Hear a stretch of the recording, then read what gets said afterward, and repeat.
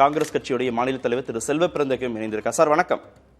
வணக்கம். வணக்கங்க. அனைத்து கட்சி கூட்டத்திற்கு ஏற்பாடு செய்திருக்கிறார் முதல்வர். 2 முக்கிய விவகாரங்கள் குறித்து அன்று பேசப்படும் சொல்லியிருக்கிறார். ஒன்று, தமிழ்நாட்டுடைய இருமொழி கொள்கை.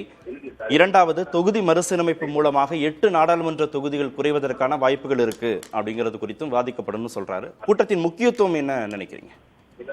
இல்ல, தொடர்ந்து தென்னிந்தியாவிற்கு எதிராக குறிப்பாக தமிழ்நாட்டை குறிவைத்து தாக்குகின்ற அல்லது மாற்றாந்தாய் மனப்போக்கோடு நடந்து கொள்ளுகின்ற ஒன்றிய அரசை கண்டித்து தொடர் நடவடிக்கையில இறங்கி வருகிறார். தமிழ்நாட்டு மக்களுடைய நலனை பாதுகாப்பதற்கும் தமிழ்நாட்டுடைய எதிர்காலத்தை பாதுகாப்பதற்கும் அன்பு முதலமைச்சருடைய தொடர் நடவடிக்கை. இந்த நடவடிக்கையின் தொடர்ச்சி தான் இப்பொழுது அனைத்து கட்சி கூட்டத்தை கூட்டி ஜனநாயகத்தின் அடிப்படையில எல்லோருடைய கருத்தையும் கேட்டு நாம் எல்லாம் மாநிலத்திற்கு ஒரு தீங்கு வருகிறது என்றால் கட்சிக்கு அப்பாற்பட்டு ஒன்றிணைந்து நாம் ஒருமித்த கருத்தை உருவாக்க வேண்டும் என்ற அடிப்படையில் இந்த கூட்டத்தை கூட்டியிருக்கிறார். இது தொடர் நடவடிக்கை. இந்த கூட்டத்தில் காங்கிரஸ் பேரியக்கம் கலந்து கொள்ளும். இந்த கூட்டத்தை கூட்டிய மாண்பு முதலமைச்சருக்கு நெஞ்சார்ந்த நன்றிகள், பாராட்டுக்கள். அதிமுகவுக்கு திமுக அரசுடைய எந்த நடவடிக்கை மீது சந்தேகம் இருக்கு. சந்தர்ப்பவாத அரசியல்னு திரு ஜெயக்குமார் விமர்சனம் பண்றாரு. ஏற்கனவே PM ஸ்ரீ திட்டத்தை நாங்க ஏத்துக்கிறோம், புதிய கல்விக் கொள்கையை ஏத்துக்கிறோம் அப்படிலாம் மத்திய அரசுக்கு கடிதம் அனுப்பிவிட்டு இப்போது மொழிப்போர் நடக்கும் அப்படின்னு சொல்றாங்க அப்படின்னு அவங்களுக்கு சந்தேகம் இருக்கு. பரிசீலனை பண்ணுவோம், நாங்க கலந்துக்கணுமா வேண்டாமான்றது குறித்து ஆலோசித்து முடிவெடுப்போம்னு அதிமுக தரப்புல சொல்றாங்க. ஒரு பிரதான எதிர்கட்சி தமிழ்நாட்டுல அதிமுக. தமிழ்நாட்டுல 2 விஷயம் நடக்க போகுது. தமிழ்நாட்டு மக்களுடைய எதிர்காலம், தமிழ்நாட்டு மக்களுக்கான நன்மைகள், அடுத்த தலைமுறைக்கு வழிகாட்டும் நடவடிக்கை. ஒன்று எதிரான நடவடிக்கை. எல்லாவற்றையும் அரசியலாக பார்க்க முடியாது. இப்பொழுது குடும்ப கட்டுப்பாடை அப்பொழுது இருந்த பிரதமர்கள் சொல்லும் பொழுது அதை கண்ணியமாக நடத்தியது தமிழ்நாடு அரசு. அந்த அடிப்படையில் மக்கள் தொகையை நம் கட்டுப்பாட்டுக்குள் வைத்தோம். இப்பொழுது மக்கள் தொகை கணக்கெடுப்பின்படியில் தான் நாங்கள் நாடாளுமன்ற தொகுதிகளை வரையறுக்கப்படும் என்றால் 8 நாடாளுமன்ற தொகுதிகள் தமிழ்நாட்டிற்கு காணாமல் போய்விடும். இதை அதிமுக ஏற்றுக்கொள்ளுகிறதா? மும்மொழி கொள்கையை நடைமுறைப்படுத்துவோம் என்று சொல்லுகிறார்கள். ஜவஹர்லால் நேரு முதல் இன்று காங்கிரஸ் ஆட்சி இருக்கும் வரை இருமொழி கொள்கையை நடைமுறைப்படுத்தி வந்தோம்.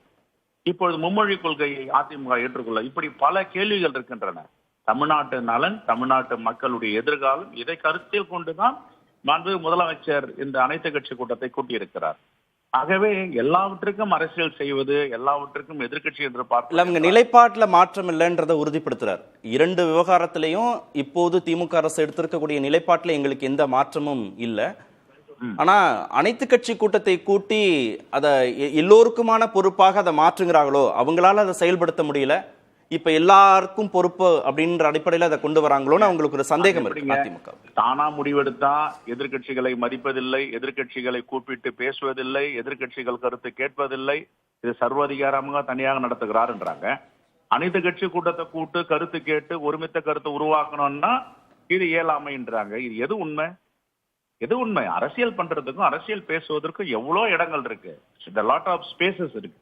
இதுல போயிட்டு அரசியல் பண்றோம், இதை போயிட்டு அரசியலா பாக்குறோம்னா இது வன்மையா கண்டிக்கத்தக்கது. உங்க கருத்தை அவங்க கருத்தை சொல்லட்டும், எங்க கருத்தை நாங்க சொல்ல போறோம். அப்ப 39 தொகுதி நாடாளுமன்ற தொகுதி இருக்கு, 8 வேண்டாம் 31 எடுத்துக்கொள்ளலாம் அதிமுக நினைக்குதா? மும்மொழி கொள்கையில ஏற்றுக்கொள்ளலாம் நினைக்குதா? என்ன நிதி மேலாண்மை, நிதியே கொடுக்க மாட்டோம் அப்படின்னா இதை ஏற்றுக்கொள்கிறார்களா? சொல்லுங்க. முன்னாடி நவோதயா பள்ளிக்கூடத்தை கொண்டு வரணும்னு நரசிம்மராவ் சொன்னாரு, தமிழ்நாடு அரசு ஏற்றுக்கொள்ளவில்லை. அதுக்காக பள்ளி கல்வித்துறைக்கு கொடுக்கிற நிதியை காங்கிரஸ் ஆட்சி நிறுத்தினதா? அது அரசியல் செய்யறதுக்கு எவ்வளவு இடம் இருக்குங்க. இதெல்லாம் அரசியல் பார்க்க கூடாது. எல்லாரும் ஒருமொத்த கருத்து தமிழ்நாட்டு மக்களுக்காக ஒன்று கூடி தேர்வு எடுக்க வேண்டும். அதைதான் மாண்பு முதலமைச்சர் எல்லோரும் சேர்ந்து விவாதிப்போம், எல்லோரும் சேர்ந்து பேசுவோம் என்று அழைக்கிறார். நன்றி சார். இணைப்பிலிருந்து உங்கள் கருத்துக்களை பதிவு செய்ததுக்கு.